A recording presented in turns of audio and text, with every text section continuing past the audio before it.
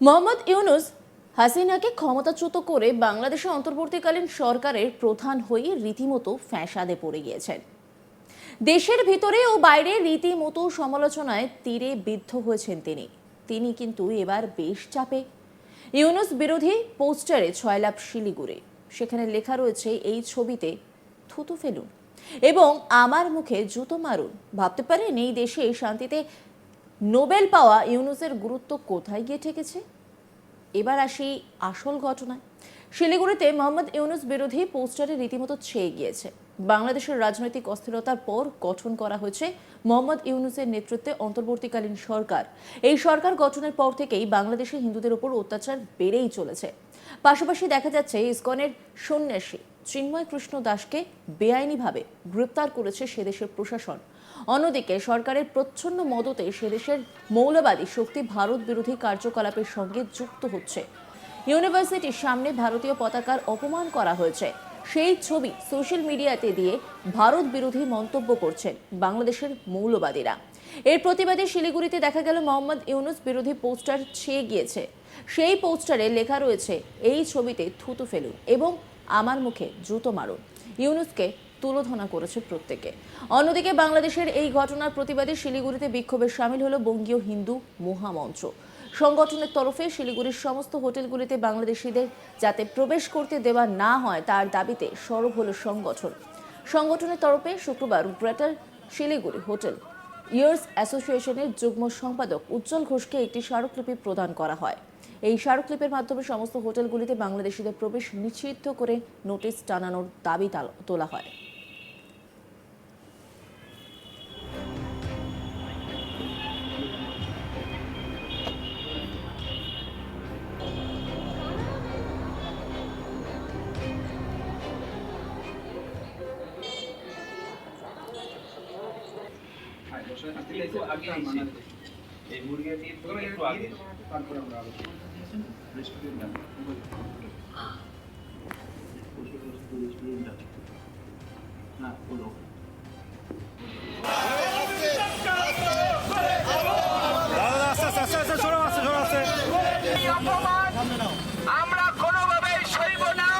বঙ্গীয় হিন্দু মহামঞ্চের সভাপতি বিক্রমাদিত্য মণ্ডল তিনি কি বলেছেন শোনাবো আপনাদের।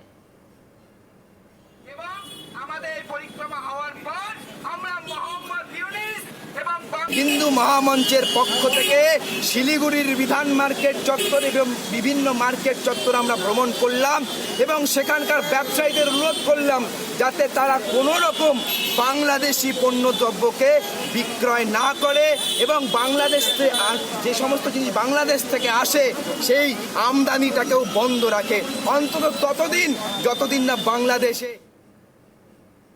যতদিন না চিন্ময় কৃষ্ণ প্রভুকে নিঃশর্ত মুক্তি প্রদান করা হচ্ছে, যতদিন না বাংলাদেশ ভারতবর্ষের কাছে ক্ষমা প্রার্থী হচ্ছে যে তারা ভুল করেছে ভারতবর্ষের পতাকাকে অপমান করে, ততদিন কিন্তু আমরা ব্যবসায়ীদের অনুরোধ করেছি যাতে তারা তাদের ব্যবসাতে বাংলাদেশি পণ্য বর্জন করে।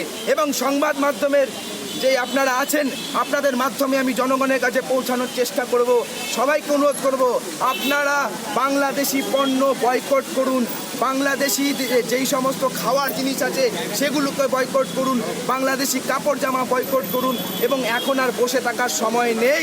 আপনারা সনাতনীরা প্রত্যেকে রাস্তায় নামুন।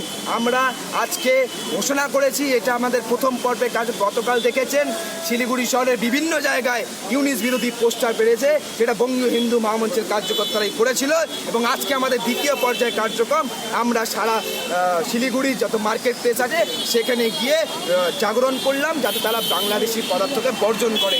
এবং আগামীতে আমরা বৃহত্তর আগামীকালের আমাদের কার্যক্রম শিলিগুড়ি তথা উত্তরবঙ্গে যত হোটেল অ্যাসোসিয়েশন আছে, যত ডাক্তারদের অ্যাসোসিয়েশন আছে, যত ট্রান্সপোর্ট অ্যাসোসিয়েশন আছে, সবার কাছে আমাদের স্মারকলিপি যাবে যাতে তারা তাদের তৎকালীন পরিষেবার মাধ্যমে বাংলাদেশিদের পরিষেবা দেওয়া বন্ধ রাখে।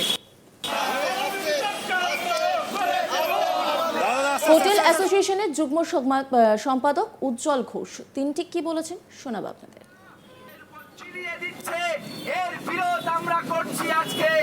ডেপুটেশন ওনারা দিয়েছেন বঙ্গীয় হিন্দু পরিষদের তরফ থেকে। ওনারা একটা আর্জি জানিয়েছেন যাতে শিলিগুড়ির কোনো হোটেল বা রেস্তোরাঁতে যাতে বাংলাদেশি যারা আছে তাদেরকে কোনো ধরনের পরিষেবা থাকার অথবা খাবারের পরিষেবা যাতে না দেওয়া হয়। তা ওনারা জানিয়েছেন যে আজকের মধ্যেই একটা প্রেস বিজ্ঞপ্তি দিয়ে জানাতে। তা আমি প্রথমে আপনাদের মাধ্যমে জানাতে চাই এবং ওনাদেরকেও সেম কথাটাই বলেছি। ভারতীয় হিসাবে আমি তাদের পক্ষে রয়েছি, কারণ হচ্ছে ভারত বিদ্বেষী কিছু কাজকর্ম হচ্ছে, যেগুলো জিনিস আমরা টিভিতেও দেখতে পাচ্ছি। কিন্তু যেহেতু আমি তার সঙ্গে সঙ্গে আমি একজন নিজে ব্যবসায়িক, এবং ব্যবসা বলতে গেলে দেশের ঊর্ধ্বে না, কিন্তু তার সঙ্গে আমি একটা সংগঠন চালাই।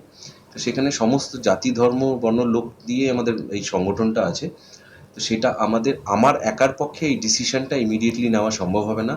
এই সংগঠনের একটা এক্সিকিউটিভ কমিটি আছে, যে কমিটি বসবে, যেহেতু আজকে এই ডেপুটেশনটা ওনারা দিলেন, এই কমিটি বসে এটার একটা সিদ্ধান্ত নিয়ে জানিয়ে দেবে। সেটার জন্য আমি বলেছি আমাকে কিছুদিন সময় দিতে। এই আর্জিটাই ওনাদের যেটা আর্জি ছিল তার জন্য আমি ওনাদেরকে এটা জানিয়েছি। তবে এটাও ওনাদেরকে জানিয়েছি যে শিলিগুড়িতে এখন মানে গতকালকে গোনাগুনতি খুব বেশি হলে 14 থেকে 15 জন বাংলাদেশি গেস্ট ছিল, এবং যারাই ছিল তারা এসেছিল এখানে হচ্ছে মেডিকেল ভিসাতে এবং মেডিকেল কাজে, মানে মেডিকেল ট্যুরিস্ট বলি আমরা, এবং স্কুল ট্যুর মানে এডুকেশনাল ট্যুরিস্ট, স্কুলের বাচ্চা কাচ্চার জন্য এসেছিল। তো হাতে গোনা, খুব গোনা যাবে এতটাই কম বাংলাদেশিরা এখানে আছেন, যারা হোটেলে আছেন। তো সেটা ওনাদেরকে আমি জানিয়েছি। বঙ্গীয় হিন্দু মহামঞ্চের সভাপতি বিক্রমাদিত্য মণ্ডল তিনি আর কি বলেছেন শোনাব আপনাদের।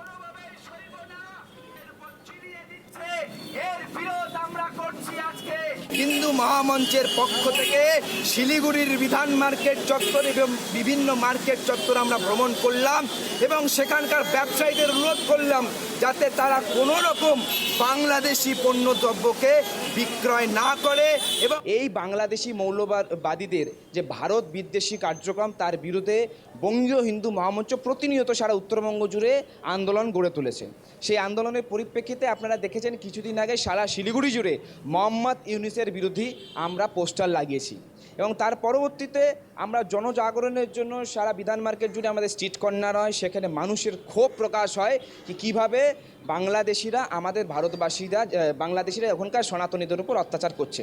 তৃতীয়ত আমরা শিলিগুড়ি বিধান মার্কেট সংলগ্ন বিভিন্ন মার্কেটে আমরা মাইকিং করি এবং ব্যবসায়ীদের কাছে অনুরোধ করি যাতে তারা কোনো প্রকার বাংলাদেশি পণ্য বিক্রি না করে, না আমদানি না রপ্তানি, দুটোই বন্ধ রাখে।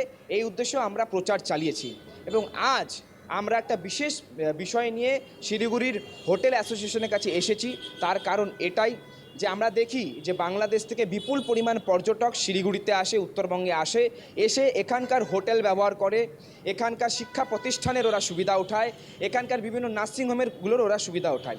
এই সমস্ত প্রতিষ্ঠান থেকে যাতে বাংলাদেশিদের বয়কট করা হয়, সেই উদ্দেশ্য নিয়েই আজকের আমাদের এই অভিযান। তাই আমরা নজর রাখুন আজ তাক বাংলার ইউটিউব স্ট্রিমিংয়ে।